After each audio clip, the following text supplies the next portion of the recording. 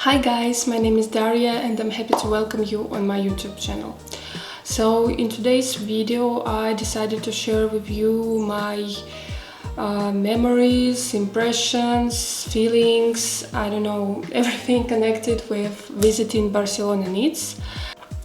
So the first thing I have to say that it was not my first knitting festival ever. So I visited Berlin knitting weekend, I don't remember how, Wedding Berlin maybe, last year, and occasionally some regional German knit fests, but they are usually pretty small, not so huge as Barcelona Knit, so it was like the biggest anyway, and the best so far. I'll just give you the spoiler right away. So as you can see, actually today is Friday and I still feel all these good vibes from meeting people I knew in advance, like from chatting on social networks, and just emerging in this community of people with the same energy, with the same passion. It's so inspiring, so empowering. I don't know more words, but I feel like my batteries are loaded and I'm good to go. So yes, I feel happy these days. I don't know, full of emotions, full of everything that I want to share with you. So I had a knitting buddy with me. We flew together from Stuttgart. We both live in Germany, and we kind of planned this visiting this event for a long time. I guess we discussed it in spring, if we are about to go or not, how much it will cost, and blah blah blah. And then randomly, somewhere in summer, we decided that maybe it's time to plan our autumn activities, what kind of fests we are going to visit, because it's always nice to have someone with you who can with whom you can share all these emotions. And sometimes if it's I don't know if it's important to you, but the person who will stop you from buying random stuff, maybe if you have the same problem. So I have this one. This is my friend Maria. I'll leave link also down below. She doesn't have a YouTube channel yet, but soon she will start it in German. So yes, we just decided to visit this event, and we are happy we did it. I will definitely blend in some videos or photos that I made these days, just to make my talking more interesting, and so that you can see with your own eyes, in case you didn't visit it. In case you were there, I would like you to share with me what did you decide to buy there, and how did you find the atmosphere, how did you find the organization. So it's always interesting to discuss these topics. So we somehow decided that we need maybe 2 days, so we bought tickets for the whole weekend. We imagined ourselves that it's gonna be like a huge exhibition kind of way, and that we will one day won't be enough. Probably this decision was right, because in my case I got overloaded on the first day, on Saturday, and I didn't buy any yarn at all. So it was so much yarn that I couldn't pick any that I liked more than other one. So I didn't feel like I'm losing opportunity. For me it was more like I wasn't about to buy sweater quantities of yarn anyway this year. I told myself, and this was my New Year's resolution, the one I kind of stayed, kept up with, that I mostly knit with stash, but mostly is always like you can have ability to change it. So I told myself that I don't need a sweater quantity anyway, but of course I couldn't stand, and I brought some skins and skins of yarn and balls of yarn with me. I don't know if I mentioned this, on Saturday it was like a lot of people. I'm waiting for Barcelona Knits to share with us the number of visitors.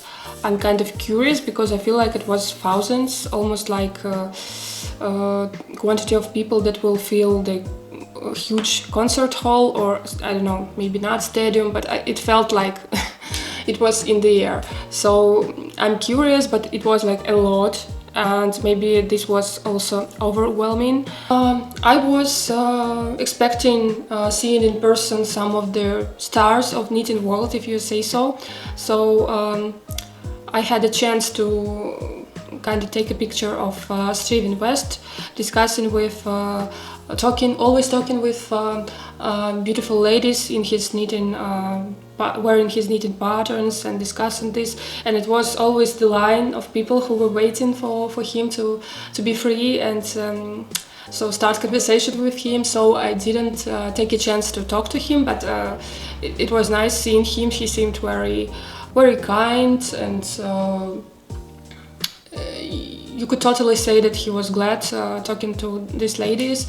He was pleased and always smiling, so he looked like he's a nice person for me.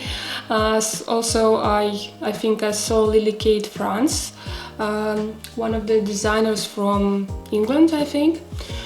Maybe I can understand that it will be probably nice to come by and to say that I watch her videos, that I'm about to knit her pattern, but I always feel shy because she's kind of well-known person, and maybe it's too much, so I always don't feel myself very confident to come by and say hi.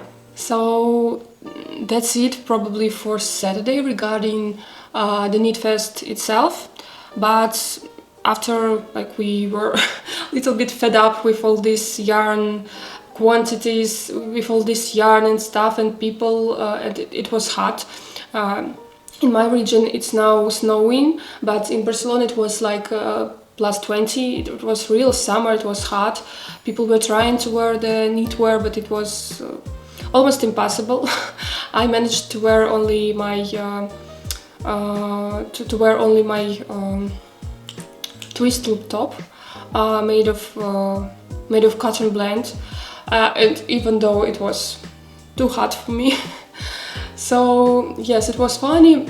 So after visiting this event on Saturday, we decided to just enjoy our time, to go sightseeing a little bit. And I have to say that Barcelona was always for me a special city, because it was one of the first cities I went on vacation to alone, without my kids, without my husband, without any friends. So it was me time. The last time it was before COVID, it was in February 2000. I'm sorry, my Dutch is going in a way. 2020, so right before everything closed, I had a chance to visit other country and enjoy it, and it was like transforming experience for me, and I definitely expected the same way this time, but we didn't manage to do so much sightseeing because we got tired and we wanted to go home, because in the evening, it's like 8 o'clock, we were about to visit Saturday Yarn Fever party. It was supposed to be like a meeting with random people, strangers that will sit next to you, but I knew it was gonna be fun anyway and fine, and we were so lucky to have our company, because one of their participants who joined our table, she was so easygoing. She made us feel comfortable from the first second. Everyone started to connect, and we were just like we used to know each other for a long time. And I'm just about to say hi to Laura, Aneta, Mika, and Anna, and my lovely Maria. Mwah. So it was a great time. We talked like all the time. Yes, we had some dinner. It was just okay. I can't say anything special. And there was also a special guest, kind of, the person who was animating us, kind of way, and it was such a pleasure. We had so much fun. We were singing with him. I felt like I want to go to karaoke or dance. I don't know at that moment, and the feeling was like I was visiting how do you call it, like the party the company makes for employees in the end of the year, corporate party. I don't know if it's the same as in my language. So I felt like I'm a part of a big company and we are kind of working together or know each other for a long time. So it was just great. I can't find other words. At the moment we had so much time. This person who was entertaining us, he had his nickname Nitty Perry, almost like Katy Perry, and he had like balls of yarn here. I will definitely put some video so that you can also enjoy. He was singing, it was just great. We all involved and we're singing as well.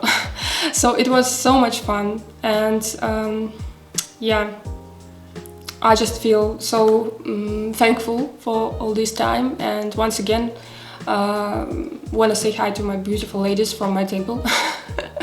Once again, I hope everybody is safe home and you are just back to your routines, and hopefully we'll meet each other next time somewhere. I know I have a dream now to visit in Flock Festival someday, but it's a long way to United States and I don't know if it's possible and I can make it.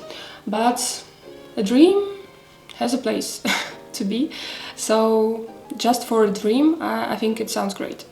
So moving to Sunday. What was on Sunday? We had a great breakfast finally, because in our hotel the breakfast was not decent enough in our opinion, and we somewhere in the city center managed to find a great place. And it was just the best way to start our day. It gave us, I feel like, some boost of energy. After that, we went straight to World Trade Center, where Barcelona Knits took place. And on this day, I knew that I not had to buy. I definitely want some souvenir to remember from this place, something unique maybe. That I will look at and remember that it was taken on this event. I will probably film it in a separate part, closer to the end. So yes, we shopped a little. I didn't have much of yarn actually, but they are all very precious to me, and some of them I've been wanting for several years maybe, but couldn't find it in my area to try how it feels, or like shipping costs were unbearable to me, and I just couldn't invest my money so much to pay shipping costs. So after that we planned to have a lunch with two beautiful ladies who also have YouTube channels here on YouTube. It's Nikitina Knits. I'm sure you know her. So Evgenia, I will, in case you don't know her, I will leave link below, and Moriva Knits. So Evgenia has a channel in English, and Inna has a channel in Russian, because it's my native language, so we could easily click together and talk all the themes, not only knitting. And we kind of message each other for quite a bit of time. And yes, somehow Inna or maybe Evgenia asked me if we are going to Barcelona Knits, and I think at that moment we've already bought the tickets, and they said that they are going too, because they both live in Spain and it's not so complicated for them to reach this place. So yes, we finally met. We discussed a lot of themes which are important to us, and it's always so interesting, so unbelievable that you can connect with people just because of the knitting from all over the world, and you understand each other like from the first words, and you always have something more in common, and it makes just life much brighter, as I feel. So yeah, we just had a great time. We were planning only to have lunch, but after that we went walking, get some coffee or matcha, which actually didn't turn out to be a good idea, but anyways, it's another story. So we went a little bit shopping, so visited some local small business owners, kind of. So we just had a great time, and we were walking till it was getting dark. And unfortunately, we couldn't join. We couldn't continue because early the next morning, we with Maria were about to fly back to Germany, and we had a very early flight. So we just went straight to our hotel and started packing, and yes, went to bed early. Probably next time it's a good idea to add 1 or 2 extra days just to relax properly. So to do something more than just watching the yarn and visiting these crowded places. So maybe something special. Anyways, this experience was great, and I do not hesitate of any decisions I made this time, and everything was just right. So, moving to my haul. So what did I grab? I said I'm gonna share with you what I finally bought, and it's not very much, but I have some. I guess this one was the first. This one is a merino wool made in Argentina, and it's super soft. It has kind of melange colorway to it, or maybe I don't think mild, but it's not like bold color. It's more of a little bit variegated, so I like it a lot. It has like it's grayish, lila, something maybe with some cool brown undertones. I think so. Everything here is like an accessory quantity. This one has 380 meters in 100 grams. It's a single ply, yes, made in Argentina, lana merino. So that's it, and they were very friendly. I think I short interview with one of the person on this stand. And he told me that they are using only natural dyeing. So they had like these very natural colors in their palette, so they were not trying to impress you with like something neon or maybe some bright colors. So it always was something like matcha, yellow, kurkuma undertones, or just undyed yarn. And they are so consistent in this, and I think it deserves like attention, because they are not trying to follow fashion. They are just doing their own way, kind of. So yes, I think it's something you can respect the brand for. So this one is very soft. I'm not sure if I'm about to knit myself or it's going to be a present for someone, but it's definitely for me, it's a very precious and worthy skin of yarn, and I will definitely remember this conversation and just enjoy it. If not knitting with it, but anyway, touching is like a pleasure. Then I found my friend Maria spending her time near the stand of beaches. I don't know how to read this correctly. Beaches and butches. So this one is silk mohair, and you don't know yet, but I'm at this moment preparing a video for you comparing different brands of silk mohair. I decided to compare them, knitting some small accessories. I'm at the moment deep into my accessories era because I have to knit a lot of presents, and also I would like to test all them, and I decided to do so. So just keep updated, subscribe, and you will soon discover my honest opinion on the best silk mohairs that are available at the moment.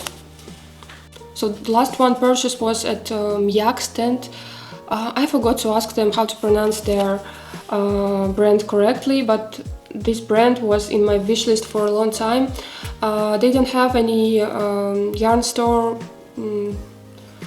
like official yarn store in Germany, as I know, and when I was visiting their website, it always was like about 20 euros or more just for delivery. And I was like always, why don't they have like minimal purchase order and I can get it for free? So yes, I'm this kind of person. Tell me if this is important to you as well. And I couldn't choose which one I want to try. This one is very precious baby yak. I don't have much yak in my collection. I have just the head quantity of lang at the moment, but I don't have a baby yak. This one is called Dusty Blue, the color, and of course I'm a big fan of blue colors. And it has 350 meters in 50 grams, and it's just super soft. So it was kind of my wish to try it, and I'm very happy that I managed to do it. I didn't tell you about this one. In this one is kind of classical metrage. It has 25 grams and 210 meters. And it's pretty soft, I would say. I'm actually not sure if this color suits me. I feel like I'm looking a little bit older with this one because it's like a color for older woman maybe. So, and the last one was Tibetan Cloud. I had a little conversation with the person who was on the stand, and she told me about this special breed of sheeps. So she told me about Tibetan sheep wool, which comes exclusively from an ancient breed of Tibetan sheep, and its fibers, they are fine as cashmere and baby yak, and they are closer to those types of fibers than to wool. So they say it's not scratchy at all. So I'll just try and share with you my opinion. And of course these beautiful buttons. I can't remember how much time I spent on this stand deciding on which one to take, but they were just so unique to me. I found out that they are made of ceramic. The lady on the stand was so nice. We had a small talk about where she produces these buttons, that they are handmade, that they are made of ceramic, and they are machine washable. And even though I don't have a project in mind yet, because I'm not a big fan of knitting back and forth, like cardigan or something like that, but I will definitely knit one and made myself do it with these beautiful buttons. So I can't wait when I will pick this project. So that's it. And then it was time to go home and enjoy all these treasures. I hope you had a good time with me, and I would like to thank you so much for watching. Bye. See you.